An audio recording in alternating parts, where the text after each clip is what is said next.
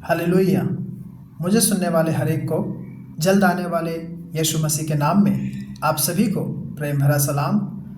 मैं आशा करता हूँ आप सभी दिन प्रतिदिन लगातार यीशु में बढ़ते जा रहे हैं। आइए मेरे प्रियो, आज के वचन की ओर हम आगे बढ़ेंगे और आज का हमारा मनन करने का विषय कुछ इस प्रकार से है। भजन संहिता अध्याय 12 और आयत 1। यहाँ पर पवित्र कलाम बाइबल में कुछ इस प्रकार से लिखा है, हे परमेश्वर बचा ले, क्योंकि एक भी भक्त नहीं रहा। मनुष्यों में विश्वास योग्य लोग मर मिटे हैं। आमीन। तो आज का हमारा विषय है कि मनुष्यों में विश्वास योग्य लोग मर मिटे हैं। मेरे प्रियो, आगे बढ़ने से पहले विश्वास योग्य जो लोग हैं आज बहुत ही दुर्लभ हो चुके हैं। आप उन्हें खोजने जाएंगे तो खोजने से भी विश्वास योग्य लोग मिलते भी नहीं हैं। वे मानव जाति से बहुत ही तेजी से समाप्त होते जा रहे हैं। आमीन। यदि राजा दाऊद अपने दिनों में ऐसे लोगों की मृत्यु का शोक इस तरह से मनाते थे तो यह सोचने की बात है कि अगर राजा दाऊद वर्तमान समय को देखते तो वे कैसा महसूस करते थे, या फिर आज की परिस्थिति को देखकर राजा दाऊद का दुख या फिर उनका शोक कितना गंभीर होता।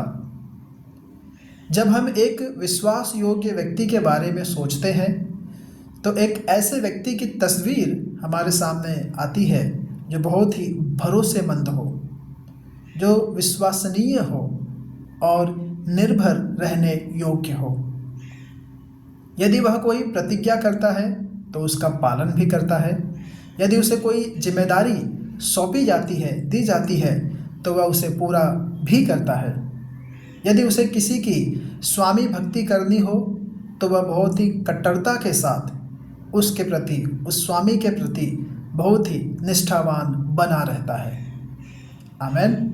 लेकिन जो बेईमान होते हैं वे इस प्रकार से नहीं होते हैं। आमीन। बेईमान व्यक्ति किसी को भी वचन दे देते हैं, वायदा दे देते हैं और फिर उसे पूरा करने में असफल हो जाते हैं, या फिर पूरा करने में अनावश्यक विलंब करते रहते हैं, देरी करते रहते हैं। अगर कोई विश्वासी बहुत ही दावे या वायदे के साथ रविवार की कलीसिया में आने के लिए हामी भरता है या फिर कहता है कि हाँ मैं ज़रूर आऊँगा, और अगर वह ना आ पाए तो वह विश्वासी अपने अनुपस्थिति की भरपाई करने में गंभीर नहीं रहता और उसे कोई भी दुख नहीं रहता।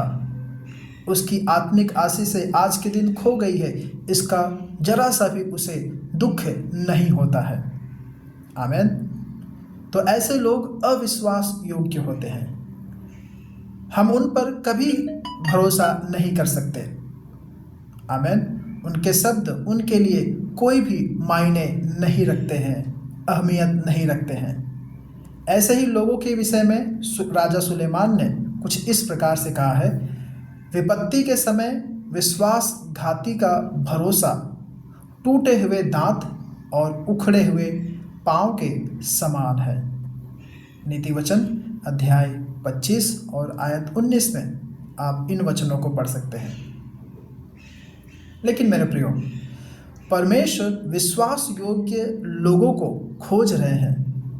परमेश्वर को ऐसे भंडारी चाहिए जो उनके हितों का ध्यान रखे या फिर परमेश्वर के बारे में सोच विचार करे।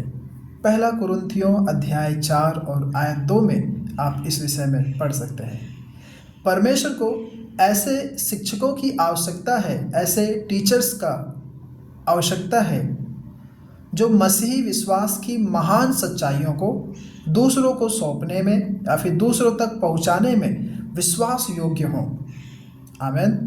परमेश्वर को ऐसे विश्वासियों की आवश्यकता है जो प्रभु यीशु के प्रति विश्वास योग्य हों, जो प्रभु को ठुकराए जाने में और उनका क्रूस उठाने में उनके साथ साझेदारी बने। परमेश्वर को ऐसे लोगों की आवश्यकता है जो परमेश्वर की प्रेरणा से रचे गए हैं और गैर मसीहियों द्वारा गलत, अभद्र वचन के प्रति, हर परिस्थिति में परमेश्वर के प्रति निष्ठावान है। आमीन। परमेश्वर को ऐसे मसीहियों की आवश्यकता है जो अपनी स्थानीय कलीसिया के प्रति उनके प्रति बहुत ही निष्ठावान है, बहुत ही ईमानदार है, और जो धार्मिक भिखारी की तरह एक कलीसिया से दूसरी कलीसिया में भटकते नहीं रहते हैं, या फिर जो एक ही कलीसिया में बने रहते हैं, यहाँ वहाँ और कई अन्य कलीसियाओं में नहीं भटकते। परमेश्वर को ऐसे पवित्र लोगों की आवश्यकता है जो दूसरे विश्वासियों के और साथ ही साथ उद्धार का अनुभव न किए हुए लोगों के प्रति भी विश्वास योग्य हैं। आमीन। मेरे प्रियो, सभी गुणों के समान ही इस गुण में भी प्रभु यीशु मसीह हमारे लिए महिमामय आदर्श हैं। वे विश्वास योग्य और सच्चे गवाह हैं।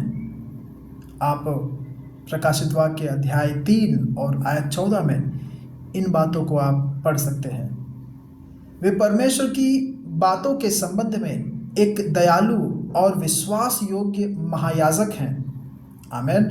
हमारे पापों को क्षमा करने और उनसे हमें शुद्ध करने में विश्वास योग्य और धर्मी हैं।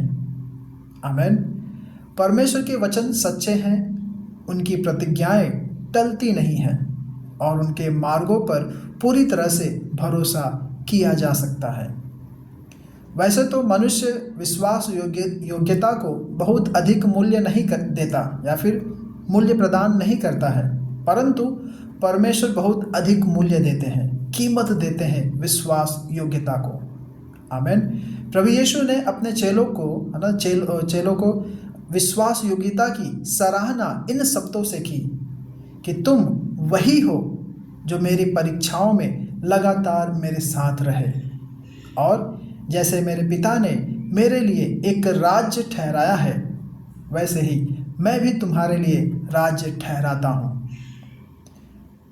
हमारे विश्वास योग्यता का अंतिम और निर्णायक प्रतिफल प्रभु यीशु मसीह की इस सराहना को सुनना होगा। धन्य है अच्छे और विश्वास योग्य दास, अपने स्वामी के आनंद में सहभागी हो। आमीन। तो क्या मेरे प्रियो, आप विश्वास योग्य उस यीशु मसीह के प्रति हैं? यीशु मसीह की आज्ञाओं को अपने जीवन में पालन करने के प्रति विश्वास योग्य हैं? और इस पृथ्वी पर जब आप विश्वासी का जीवन जी रहे हैं, यीशु मसीह के संतान के रूप में जीवन जी रहे हैं, क्या आपके जीवन से वह परमेश्वर प्रसन्न है? आमीन। होने पाए हम इस पृथ्वी पर एक विश्वास योग्य जीवन बिताएं।